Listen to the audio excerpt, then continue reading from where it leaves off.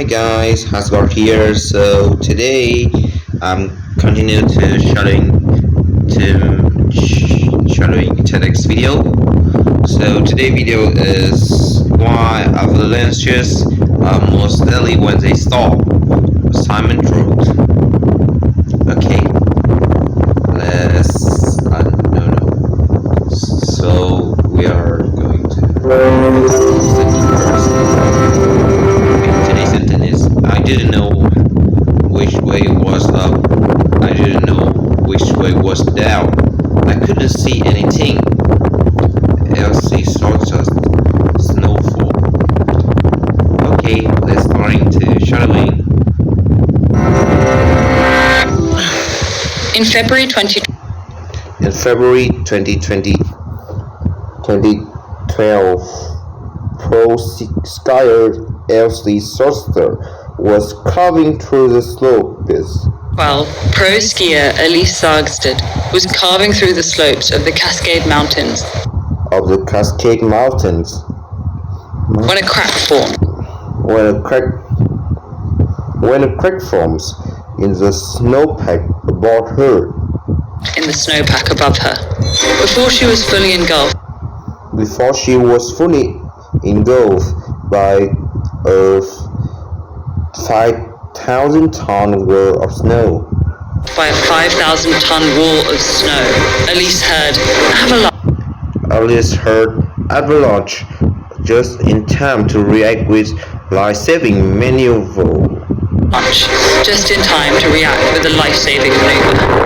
maneuver. So how could she survive this crushing snow surge?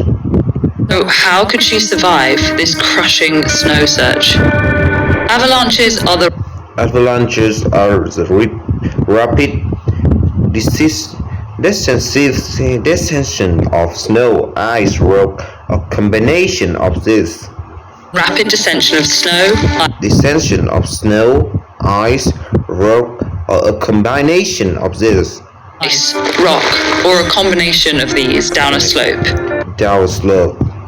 They can be destructive natural disasters and personal tragedies. Natural disasters and personal tragedies. In the United States alone, avalanches kill an average of 27 people annually. Avalanches kill an average of 27 people annually. These alpine nightmares don't just awaken out of nowhere. They need three specific conditions. First, the mountain needs to have the right slope. Typically between 30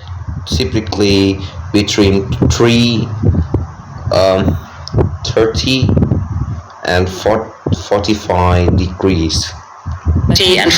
degrees. This is shallow enough to allow snow to build up on the slope.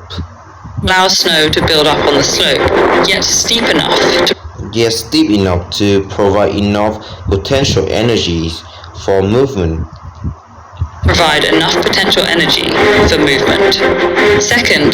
Second, they typically need a layer of sturdy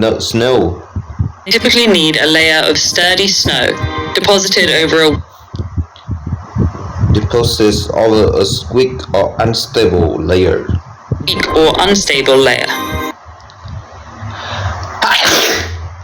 Oh, I'm sneezing. Or what's sometimes called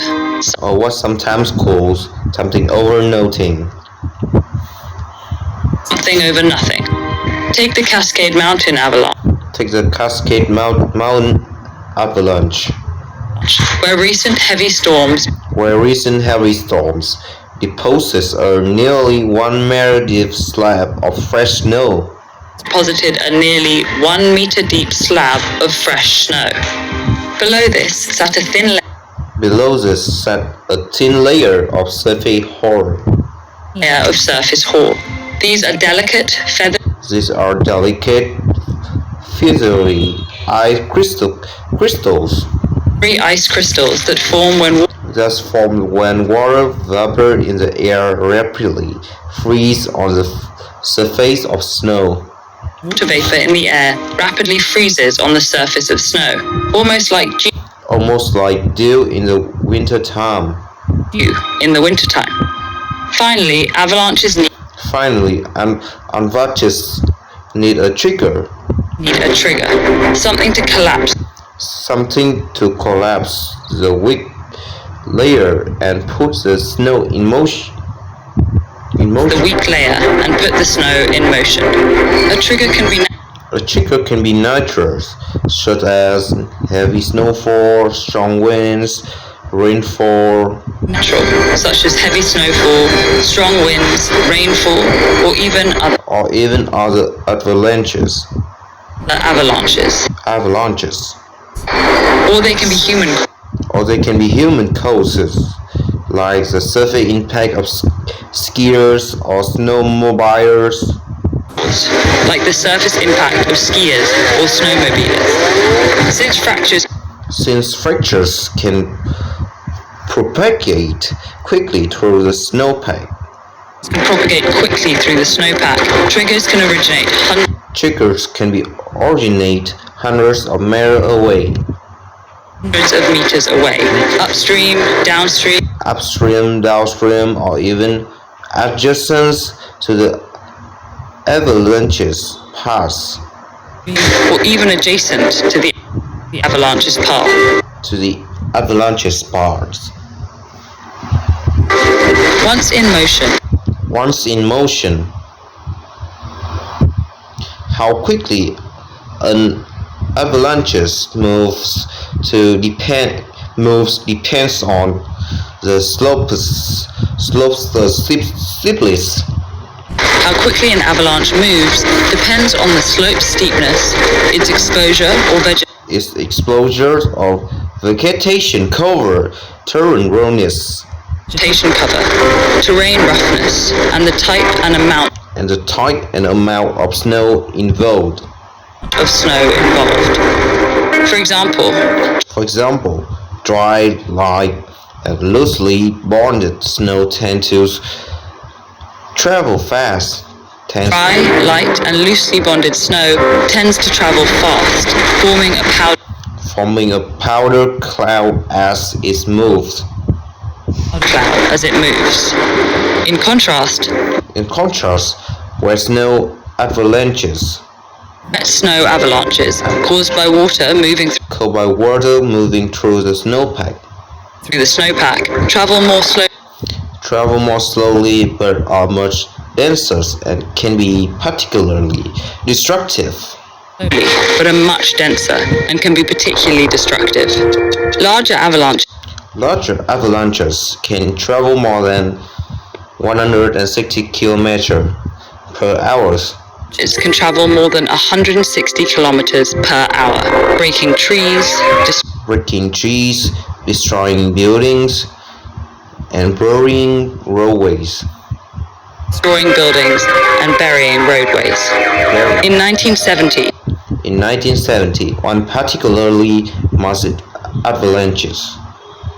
one particularly massive avalanche, consisting of 50 to 100 million cubic meters to 100 million cubic meters of glacial ice, snow, mud,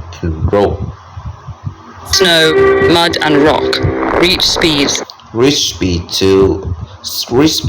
of over 300 kilometers per hour. of over 300 kilometers per hour. This avalanche proved to be the deadliest in history, engulfing an entire Peruvian town and killing 1,800 people. Entire Peruvian town and killing 18,000 people. Avalanches aren't always Avalanches aren't always large. always this large, but even smaller ones can be dangerous. But even smaller ones can be dangerous for anyone caught in their path. Dangerous for anyone caught in their path. As snow rushes downhill, As snow rushes downhill, it can behave like both a solid and a liquid, it can behave like both a solid and a liquid, making its movement difficult to predict. At the fastest moving front, As the fastest moving front, surface snow moves faster than the snow beneath, moves faster than the snow beneath, pulling victims deep into the snowpacks and scattering them across wide areas, into the snowpack and scattering them across wide areas, making rescue difficult. Rescue difficult. Once an avalanche slows, the slow loses its fluid-like properties and compacts. The snow loses its fluid-like properties and compacts, leaving victims immobilized and unable to escape on their own. For these reasons, the best way to survive an avalanche is to avoid one altogether. God, forgot to put it. Okay. Thankfully, at most, and the video is, and I will finish this video. So yeah, no problem. Ski resorts, Thankful as the most ski resorts, parks, and even highways.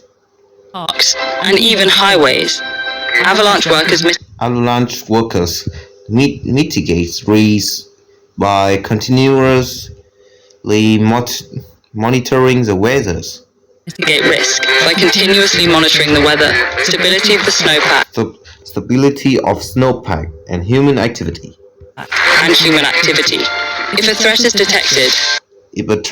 is detected, they'll close terrain. They will close terrain. And may even intentionally trigger a controlled avalanche. Trigger a controlled avalanche with explosives or artillery. However, there are regions where avalanche risk is not actively mitigated. There are regions where avalanche risk is not actively mitigated, known as the backcountry. Here you are responsible for managing your own risks. Local avalanche centers provide avalanche forecasts. And anyone entering the backcountry should understand them. Be properly trained, and carry essential rescue gear. And ultimately, in high hazard terrain, there's no way to completely eliminate risk. The group at the Cascade Mountain. The group at the Cascade Mountain consisted of highly experienced skiers.